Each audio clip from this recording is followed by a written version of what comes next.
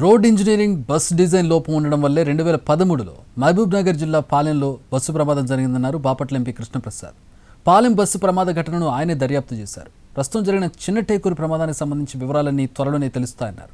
కేంద్రం దృష్టికి తీసుకువెళ్లి భవిష్యత్తులో ఇలాంటి ప్రమాదాలు జరగకుండా తగిన చర్యలు తీసుకునేలా చేస్తామంటున్న తెన్నేటి కృష్ణప్రసాద్తో Prasanna face to face. Kurnool జిల్లాలో జరిగిన బస్సు ప్రమాదం తీవ్ర సంచలనంగా మారింది. ఫైర్ యాక్సిడెంట్ అంటే బస్సు ఒక బైకుని ఢీకొట్టడం, తర్వాత కొద్ది దూరం ఈడ్చుకెళ్లిన తర్వాత బాగా ఫైర్ అయిన పరిస్థితి, 20 మందికి పైగా చనిపోయిన పరిస్థితి అయితే ప్రస్తుతం మనకి కనిపిస్తుంది. అయితే అంటే రోడ్ ఇంజనీరింగ్ అన్నారు సార్ మీరు, అంటే ఇప్పుడు కూడా అదే రకమైన ప్రాబ్లం అనుకోవచ్చా? రోడ్ ఇంజనీరింగా లేకపోతే బస్సు డిజైన్ లో ఉన్న లోపం కారణంగా ఇది జరిగి ఉండొచ్చు? ఈ రోజు జరిగిన సంఘటనలో మనకి రోడ్ ఇంజనీరింగ్ ఆస్పెక్ట్ డిఫెక్ట్ ఏమీ కనిపించలేదు ఇప్పటివరకు నాకు వచ్చిన వార్తలో. ఇప్పుడు ఈ రోజు జరిగిన సంఘటనలో మనకు కనిపిస్తుంది ఏంటంటే ఒక బస్సు ఒక మోటార్ సైకిల్ రెండింటికి ఇంపాక్ట్ అయింది. ఇంపాక్ట్ అవ్వడం వల్ల నాకు చెప్పడం విన్నాను, ఎందుకంటే విజువల్స్ ఇంకా నాకు రాలేదు. ఆ మోటార్ సైకిల్ ఏదైతే ఉందో బస్సు కింద వెళ్ళిందని చెప్తున్నారు. బస్సు కింద వెళ్ళిందంటే మరి ఆ మోటార్ సైకిల్ వెళ్ళి సేమ్ బ్యాటరీ కంపార్ట్మెంట్ ఏదైతే కింద హ్యాంగ్ అవుతుందో, అంటే ఈ పర్టికులర్ మోడల్కే అలా ఉంది, ఆ బ్యాటరీ కంపార్ట్మెంట్కి రాసుకుని అక్కడి నుంచి ఏమైనా స్పార్క్స్ వచ్చి మళ్ళీ అదే విధంగా మళ్ళీ డీజిల్ ట్యాంక్స్కి అంటుకుందా ఏంటి అనేది ఇన్వెస్టిగేషన్లో వచ్చిన తర్వాతనే మనం మాట్లాడాలి. ఇప్పుడు ఇదంతా బెస్ట్. అక్కడ జరిగిన ఇన్సిడెంట్ ఇక్కడ జరిగిన ఇన్సిడెంట్ రెండు ఐడెంటికల్గా ఉండాలని ఏమీ లేదు. సిమిలారిటీస్ కనిపిస్తున్నాయి కానీ ఐడెంటికల్లా కాదని మన ఇన్వెస్టిగేషన్ తర్వాతే తెలుస్తుంది. అంటే పాలెం సంఘటనలో మీరు మీ ఫైండింగ్స్ తర్వాత వాళ్ళు ఇంప్లిమెంట్ చేయడంలో కానీ, అంటే మీరు ఒక ఎక్స్పర్ట్స్ కమిటీతోనే అక్కడ దర్యాప్తు జరిగి ఉంటుంది కాబట్టి వాళ్ళు చెప్పిన దాని ప్రకారం తర్వాత గైడ్ లైన్స్ ట్రావెల్స్ కానీ గవర్నమెంట్ కానీ అది ఫాలో అయితే యాక్సిడెంట్స్ తగ్గించే అవకాశం కానీ లేకపోతే ఫైర్ తగ్గించే అవకాశం కానీ ఏమైనా అప్పుడు సూచనలు చేస్తున్నారా?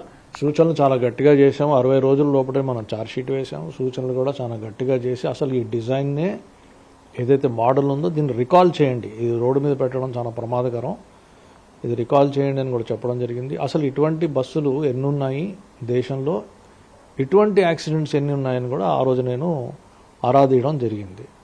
అప్పటికే గత 5 సంవత్సరాలుగా 7 ఇటువంటి ఫైర్ యాక్సిడెంట్స్, అంటే యాక్సిడెంట్తో కూడిన ఫైర్ మిషాప్లు ఆల్రెడీ జరిగాయి.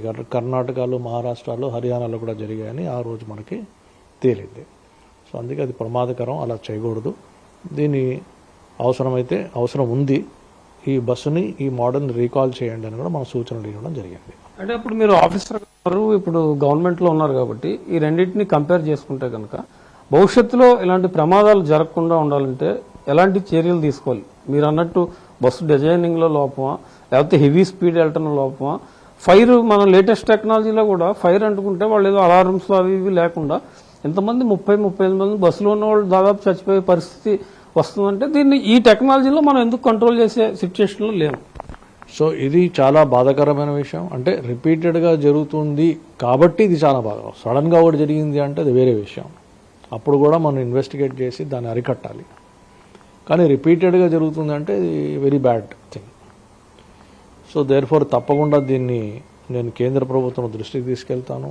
అక్కడ మంత్రివర్యులు శ్రీ నితిన్ గడ్కరీ గారికి దృష్టికి తీసుకెళ్ళి మరి ఇలా జరుగుతుంది, మాటికి జరుగుతుంది కాబట్టి మరి ఈ బస్సు డిజైను ఈ మోడల్ని అలౌ చేయాలా లేదా మన దేశంలో అని దీని మీద దృష్టి సారించండి అని నేను కోరుతాను. Okay sir, thank you.